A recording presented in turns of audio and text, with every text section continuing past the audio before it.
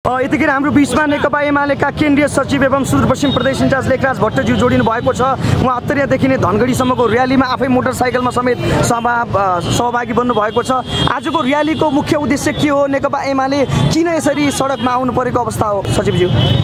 पहिलो कुरो के हो भने हाम्रो लोकतान्त्रिक गणतन्त्रको स्थापना भएर 72को संविधान आइसकेपछि राजालाई हामीले नागरिकको हैसियत दिएर नागार्जुन पठायौँ, तर उनीसँग जोडिएका विजातीय तत्त्वहरू अथवा प्रतिगामी पश्चिगामी तत्त्वहरूले जहिले पनि सडकमा यसो टाउको उठाउने कोसिस गरे र अस्तिको घटनालाई हेर्ने हो भने त्यो गम्भीर छ र गणतन्त्रको विकल्प गणतन्त्र हुनसक्छ, कुनै राजतन्त्र या अर्को चिज हुन सक्दैन।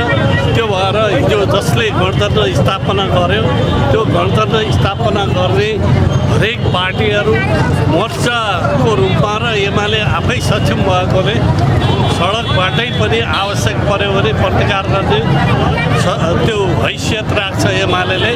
एकातिर सरकारको नेतृत्व एमाले गरे हुनाले संविधान ऐन बमोजिम दोषीहरूलाई कारबाही गर्ने, अर्को लोकतान्त्रिक गणतन्त्रका विरुद्ध जो सडकमा आउँछ सडकबाटै हामी प्रतिकार पनि गर्ने र 29 गते हाम्रो जो सभा छ त्यो सभालाई पनि यो देशैभरि आज जिल्लाहरूमा सभाहरू छन्।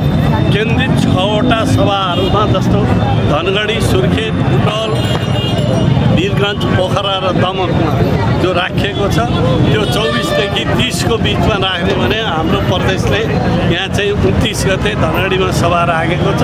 त्यो सभालाई पनि यसले एउटा जनमत अथवा जनचेतना जागरण होस् भनेर यो र्याली गरेको छ र यसको उद्देश्य प्रतिगामी पश्चिगामी चिन्तन र प्रवृत्ति बोकेकाहरूलाई सचेत बनाउने, चेतावनी दिने पनि हो आजको र्यालीको उद्देश्य। आजको र्यालीबारे के भन्नुहुन्छ? कतिको उपलब्धि रह्यो? सहभागिताका कुरा, उपलब्धिका कुरा? यो हाम्रो के हो भने जिल्लैभरिको शक्तिलाई केन्द्रित नगरेर यसलाई 3 भागमा विभाजन गरेका थियौँ हामीले।